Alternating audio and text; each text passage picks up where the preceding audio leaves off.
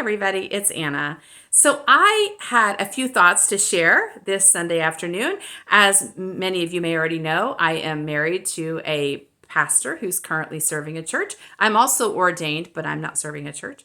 So he preaches every Sunday, and he usually preaches from the lectionary.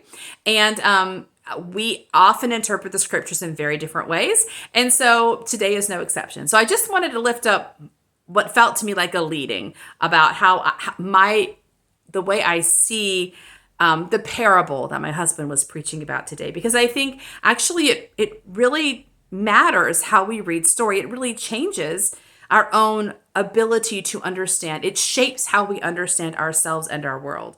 And so the parables, as we've probably said before, he and I had talked about this before, that parables are the oldest part of the Christian scriptures, which means they are likely the words of Jesus, right? The original teacher in Christianity, they are likely the words of Jesus.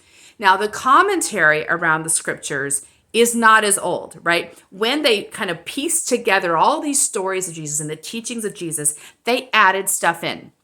The theologians added stuff in to make it a story, to kind of weave it together, and also to match what they thought it meant, right? So a lot of the commentary around the parables is somebody's idea of what Jesus meant.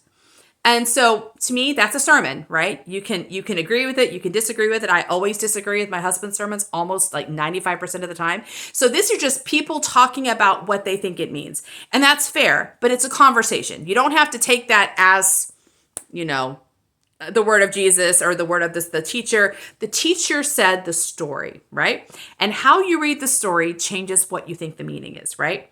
So the story is of the 10 maidens who are waiting, the parable of the 10 maidens who are waiting for the bridegroom to come.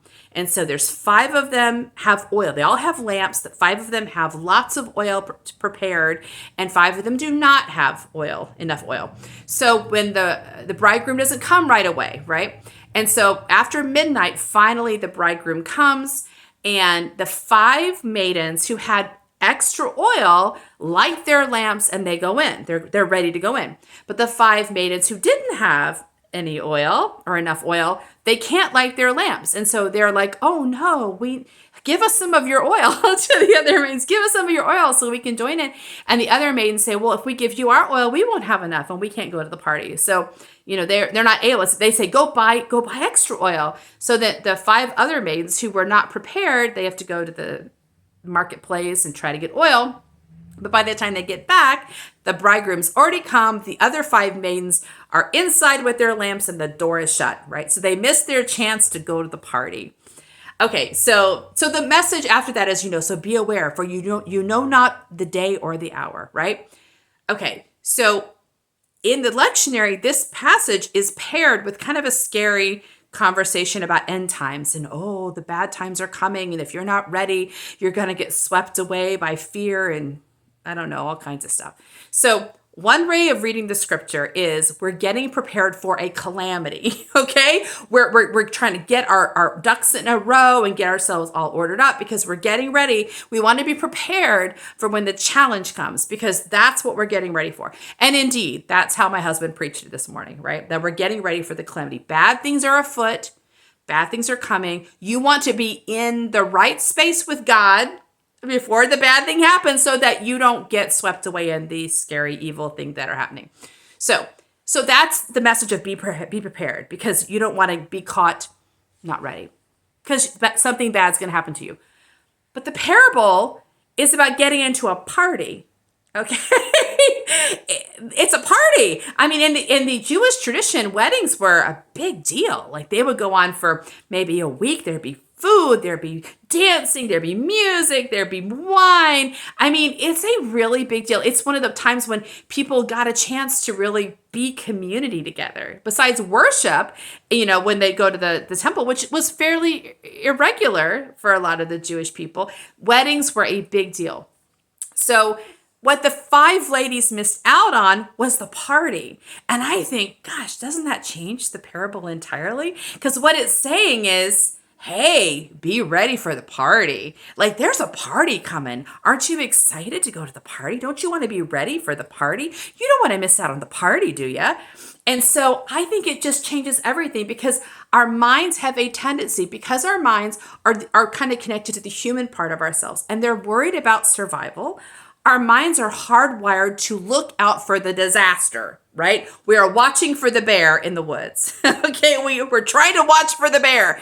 And so we are watching for the bear, and that's where our attention's going. And unless our mind is given some other kind of direction, we will spend our lives looking for the bear.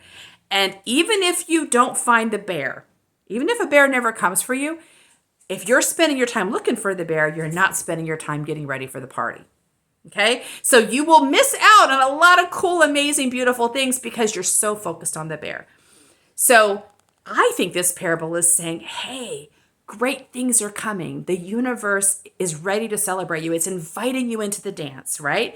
Make sure you have enough oil, which I think oil is about joyfulness, grace, gratefulness, awareness of your own belovedness. You got to store that up. You got to work at collecting that.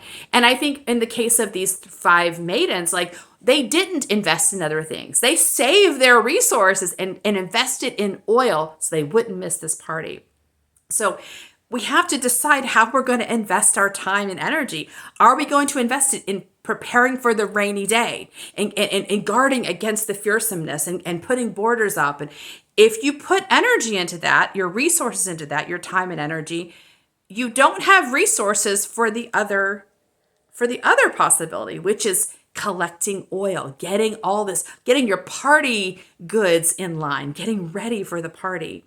It's interesting because in the United States, we have Thanksgiving coming up this week. And that is, for many people, that is about partying, right? It's about food and I've already got in my mind, we got 2 meals to go to, right? And one of them I'm bringing 5 dishes for. I'm already strategizing, right? Like this is going to be my week. I'm not spending this week doing much else besides getting ready for this party. And I'm doing it because it's going to be fun. It's fun to make meals. It's fun to sit down. And of course, I'm making dishes my family specifically asked for, right? So there's something really kind of lovely about that's what you want your life to be invested in. Or it's one way to invest your life, okay? You can invest your life any way that you want. You can read the parable any way that you want. If you're reading it as get ready, be secure, prepare for the rainy day, that's fine. And if that does feel meaningful and happy to you, there's no reason why that might match who you're calling on the planet. But for some of us, that doesn't make us feel satisfied or happy. We kind of long for the party. If you want the party, you've got to invest in that. You got to have enough oil. You got to be present enough and have enough expansion in your heart. You have to be exercised enough in joy that when it comes, man, you're ready to go to the party and have a good time. So I just wanted to lift that up because I think those are 2 very different life paths. One is not better than the other. I do think there are people whose life, like my husband keeps preaching this way because his life path is one of stability and provision. It matches his life path. Nothing wrong with that, right? But my path, gosh, doesn't look like that much. And a lot of people who are drawn to what I do, they feel similarly. So I just want to lift that up as the alternate life path. Some of us are called to party, and then that needs to be your life's calling. You need to make your life about the party, getting ready for the party, going to the party, recovering from the party, rinse, wash, and repeat. So that's my message for today. See you next time. Bye.